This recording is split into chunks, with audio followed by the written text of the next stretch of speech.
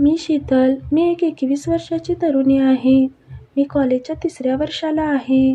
मी ज्या कॉलेजमध्ये शिकते त्या कॉलेजमध्ये आम्ही सर्व मुलीच आहोत आणि मी आता वयात आले होते. मला आता एका मुलाची गरज वाटत होती. माझ्या मनाने नाही, तर मी माझ्या शरीराने दिलेले संकेत मी तुम्हाला सांगत आहे. माझे शरीर हे पूर्ण सर्व बाजूने विकसित झालं होतं. माझी जवानी पूर्णपणे तयार झाली होती आणि आता आमच्या कॉलेजच्या बाहेर भरपूर मुले यायचे. ते सर्व मुलींकडे पाहायचे, त्यांच्यावरती लाईन मारायचे. हळूहळू माझंही मन त्यांच्याकडे वळू लागलं होतं. माझी परिस्थिती तशी चांगलीच होती. मी स्वतःची गाडी घेऊन कॉलेजला येत होते आणि त्यानंतर काही दिवसातच एक दिवशी मला कॉलेजच्या बाहेर आल्यानंतर माझ्याकडे पाहताना एक मुलगा दिसला. त्याचं नाव होतं राहुल. आता हा राहुल एक चांगली कार घेऊन आला होता. तोही चांगल्या घरातला होता, श्रीमंत होता, दिसायलाही खूप छान होता, परंतु तो खूपच शरीराने लुकडा होता. माझ्याकडे सतत पाहत होता. मी ते ओळखलं होतं, त्यामुळे मी एके दिवशी त्याला सरळ गेले आणि बोलले. मी विचारलं, "तू माझ्याकडे का पाहतोयस रे?" तेवढ्यात तो मला म्हणाला, "मला तू खूप आवडतेस म्हणून आज मी तुझ्याकडे पाहतोय आणि माझं तुझ्यावरती प्रेम आहे. तुला माझ्याबद्दल काय वाटतं का?" तेवढ्यात मी म्हणाले, "मला असं काही वाटत नाही आणि मला काही बोलायचंही नाही." असं म्हणून मी तिथून निघून गेले. घरी आल्यानंतर रात्री झोपेमध्ये मला तो स्वप्नात आला आणि मला त्याच्याबद्दल वेगवेगळी स्वप्न पडू लागलं होतं. मलाही त्याच्याबद्दल आता आकर्षण निर्माण झालं होतं आणि मलाही हळूहळू राहुल आवडू लागला होता. मी एके दिवशी त्याला जाऊन म्हणाले, "राहुल, मलाही तू खूप आवडू लागला आहेस रे." आणि तो मला म्हणाला, "मला माहिती होतं, कारण मी तुझ्यावरती खूप प्रेम करतोय." असं म्हणून तो मला म्हणाला, "आपण आता कधी भेटायचं?" त्यावर मी म्हणाले, "उद्या. माझे कॉलेज लवकर सुटणार आहे. त्यानंतर आपण भेटूयात." कॉलेज सुटल्यानंतर मी त्याला म्हणाले, "कुठं भेटायचं राहुल?" म्हणाला, "तुझी गाडी इथेच असू दे. माझ्या गाडीमध्ये बस. आपण कारमध्ये जाऊ." असं म्हणून त्याने मला गाडीत बसण्यासाठी सांगितलं. मी त्याला म्हणाले, "अरे राहुल, माझ्या घरातले वाट पाहत असतील." तेवढ्यात तो म्हणाला, "त्यांना फोन करून सांग मी एका मैत्रिणीच्या घरी चालले आहे म्हणून." आणि असं सांगून मी राहुलच्या गाडीमध्ये बसले आणि आम्ही दोघेही फिरायला निघालो. राहुलने थेट गाडी एका सुनसान जागेला नेली. त्या जागेला दुसरं कोणीच नव्हतं. कोणीच येत जात नव्हतं. काळं कुत्रं देखील तिथे दिसत नव्हतं आणि एका साईडला गाडी त्याने लावली.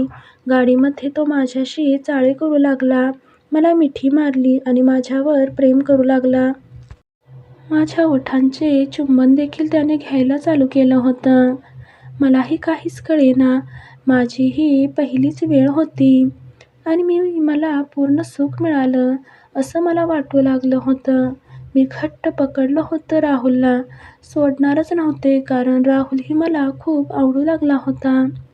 हळूहळू माझ्या कपड्याच्या आतमध्ये त्याने हात टाकला आणि माझ्या तोंडातून वेगवेगळे आवाज येऊ लागले होते. "आपण जे करतोय ते योग्य आहे का?" राहुल म्हणाला, "आपण योग्यच करतोय, कारण आपण या वयात हे केलंच पाहिजे. आपल्या इच्छा मारून काय उपयोग?" तसं म्हणून मी राहुलला म्हणाले, "राहुल, मला आता सहन होत नाही." म्हणून मी राहुलची पॅन्ट काढायला सुरुवात केली. तेवढ्यात तो मला म्हणाला, "तू 1 मिनिट थांब." त्याने बाहेरून येऊन मागच्या सीटवरती गेला आणि मला म्हणाला. मागे आल्यानंतर त्याने सर्व कपडे काढायला चालू केलं आणि मला सीटवरती वाकवलं आणि मागून जोरजोराने मारू लागला होता. मला खूप असं सुख मिळू लागलं होतं. माझी ही पहिलीच वेळ होती, त्यामुळं कसं काय करतात हे मला काहीच माहिती नव्हतं. परंतु राहुलला सर्व गोष्टी माहिती होत्या, त्यामुळे त्याला जसं हवं त्या पद्धतीने माझ्यासोबत सर्व काही गोष्टी करायला सुरुवात केली होती. मला म्हणाला, "कसं वाटतं आहे गं?" तेवढ्यात मी पण म्हणाले, "खूप छान वाटतंय, अजून करू वाटतंय." असं म्हणून राहुल मला म्हणाला, "अगं थांब, आता बघ." असं म्हणून त्याने मला आत सीटवरती झोपायला सांगितलं आणि माझ्या अंगावरती तो झोपला. नंतर माझे पाय वरती केले आणि हळूहळू जोरजोराने मारू लागला होता. राहुल आता खूपच छान वाटत आहे. हे सर्व ऐकून खूपच जोरात आला आणि पुन्हा जोरजोराने करू लागला होता. काही वेळाने राहुल शांत झाला आणि मलाही खूप दिवसांनी घाम आला होता. मी म्हणाले, "राहुल, आज खूपच छान वाटलं आणि खरंच असं सुख मला याआधी कोणी दिलं नव्हतं आणि मिळालेलं नव्हतं. माझी ही पहिलीच वेळ होती. माझी इच्छा पूर्ण झाली. मी तुला कधी सोडणार नाही आणि आपण लवकरच लग्न करूयात." हे ऐकताच राहुल मला म्हणाला, "आता एवढ्यातच लग्न? मला धोका दिला होता ही गोष्ट आम्हाला नंतर समजली." मी घरी गेल्यानंतर मला कळाले की माझी गाडी ही कॉलेजवरतीच आहे.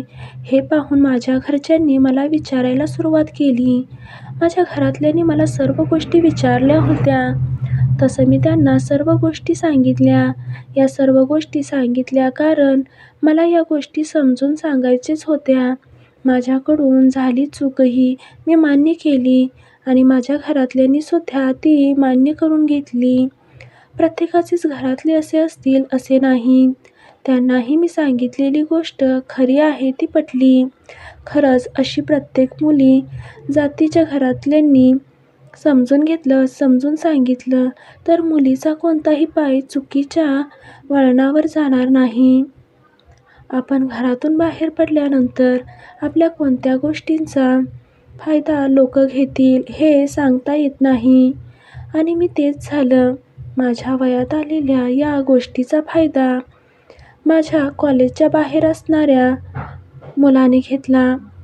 एवढं मला समजलं की आपण ज्या वयात येतो त्या वयात येणाऱ्या सर्व शारीरिक बदल आपल्याला दिसून येत असतात आणि हेच बदल सर्वांनाच दिसतात. त्यामुळे आपण आपल्या मनावरती थोडाफार ताबा ठेवायला पाहिजे. एक गोष्ट सांगते, ज्याने स्वतःवरती ताबा ठेवला त्याने आत्ता विजय मिळवला. कारण आपण अशा गोष्टींकडे पाहून वाहत गेलो तर नक्कीच आपला फायदा घेणारे भरपूर जण आहेत. आपण मात्र त्यांच्यावरती पुन्हा पश्चाताप करत राहतो. त्यामुळे आपण नक्कीच कोणतीही गोष्ट करण्याअगोदर आपल्या घरातल्यांचा विचार घेणं नक्कीच महत्त्वपूर्ण आहे, असं मला वाटतं. धन्यवाद.